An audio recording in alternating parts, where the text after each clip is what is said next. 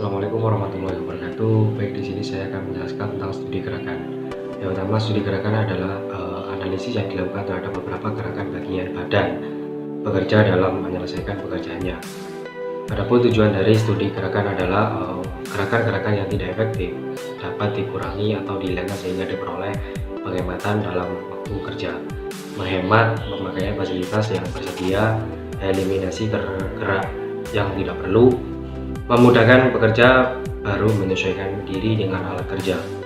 Berikut 17 gerak dasar, yaitu Big 1 yaitu mencari atau search, yaitu gerakan dasar untuk menemukan lokasi objek. Yang kedua yang bekerja adalah mata. Jadi yang ketiga itu adalah gerakan dimulai saat mata mencari objek sampai ditemukan merupakan gerakan tidak efektif dapat dihindarkan. Yang kedua adalah memilih. Gerakan menemukan suatu objek yang tercampur, tangan dan mata yang digunakan dimulai saat mata dan tangan mulai memilih. Terakhir bila objek ditemukan. Gerakan tidak efektif perlu dihindarkan. Yang ketiga adalah memegang. Memegang ini gerakan memegang objek, biasanya didahului gerakan menjangkau dan dilanjutkan dengan membawa. Gerakan yang efektif. 4. Menjangkau atau reach. Gerakan tangan berpindah tempat tanpa beban, baik gerakan mendekati maupun menjauhi objek. Yang selanjutnya didahului gerakan melepas dan diikuti gerakan memegang. Dimulai saat tangan mulai berpindah dan berakhir bila tangan mulai berhenti. Yang kelima adalah membawa atau move. Gerakan perpindahan tangan hanya tangan dalam keadaan dibebani. Didahului gerakan memegang, dilanjuti melepas dan pengarahan. Gerakan ini dimulai dan berakhir pada saat sama dengan menjangkau, jadi faktor-faktor jarak, pindah, dan beban. Perlu koordinasi antara tangan dan mata. Yang keenam adalah memegang untuk memakai atau hold. Memegang tanpa menggerakkan objek yang dipegang. Gerakan tidak efektif, sering dijumpai pada perakitan, pekerjaan perakitan. Selanjutnya adalah melepas atau rilis. Pekerja melepaskan objek yang dipegangnya dimulai saat pekerja mulai melepaskan tangan dari objek dan berakhir bila seluruh jari tidak menyentuh objek lagi. Biasanya didahului gerakan mengangkut atau mengarahkan dan biasanya diikuti gerakan menjangkau. Selanjutnya yang ke-8 adalah mengarahkan, position. Gerakan mengarahkan suatu objek pada suatu lokasi tertentu. Didahului gerakan mengangkut dan diikuti gerakan merakit. Dimulai sejak tangan mengendalikan objek, memutar, menggeser, atau memakai dimulai. 9. Mengarahkan sementara, preposition. Elemen gerak mengarahkan pada suatu tempat tertentu. Selanjutnya tujuannya memudahkan pemegangan bila objek akan dipakai kembali.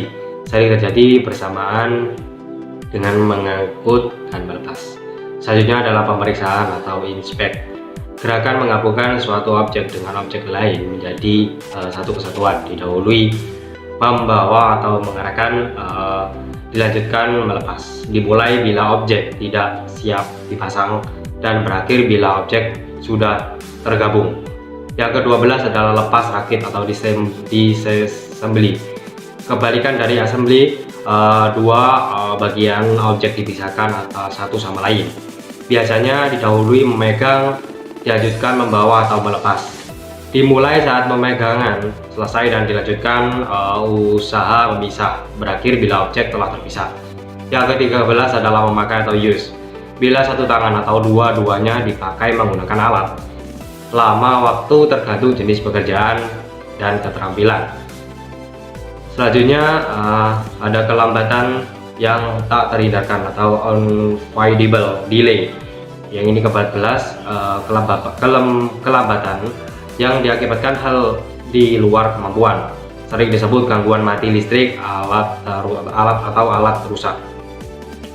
Yang ke-15 adalah kelambatan yang tak terhindarkan atau unavoidable delay. Disebabkan pekerja sendiri baik sengaja atau tidak, perbaikan pada pekerja bukan pada proses operasi. Yang ke-16 adalah merencana atau plan. Proses mental operator berpikir untuk menentukan tindakan yang akan dilakukan. Yang ke-17 adalah istirahat untuk menghilangkan fatigue atau rest to overcome fatigue. Yaitu tidak terjadi pada setiap siklus, tapi terjadi setiap periode waktunya, berbeda tergantung jenis kerja dan individu. Baik, selanjutnya adalah ekonomi gerakan. Ekonomi gerakan ini memiliki pengertian yaitu sistem kerja yang gerakan ekonomis. Prinsip dari ekonomi gerakan sendiri itu adalah dihubungkan, yang pertama dihubungkan dengan tubuh manusia dan gerakan-gerakannya. Kedua adalah pengaturan tata letak tempat kerja. Yang ketiga adalah perancangan peralatan kerja. Yang keempat adalah kedua tangan sebaiknya memulai dan mengakhiri gerakan pada saat yang sama. Yang kelima, gerakan tangan atau badan sebaiknya dihemat, yaitu hanya menggerakkan tangan yang bagian badan yang diperlukan. Selanjutnya, pekerjaan dirancang semudah-mudahnya mengikuti irama alamiah pekerja. Slide selanjutnya adalah peraturan tata letak tempat kerja. Yang pertama diusahakan agar bahan dan peralatan tempatnya tetap. Yang kedua adalah penempatan di tempat mudah, cepat dan enak dijangkau. Yang ketiga adalah memanfaatkan gaya berat. Yang keempat adalah mekanisme penyaluran objek yang baik. Yang kelima adalah urutan penyimpanan yang baik. Yang keenam adalah tinggi tempat kerja dan kursi yang baik. Yang ketujuh adalah tipe dan tinggi kursi sesuai dengan porsi yang baik. Yang ke-8 adalah tata letak peralatan dan pencahayaan. Baik, sekian dari penjelasan dari studi gerak. Kurang lebihnya mohon maaf. Saya akhiri. Wassalamualaikum warahmatullahi wabarakatuh.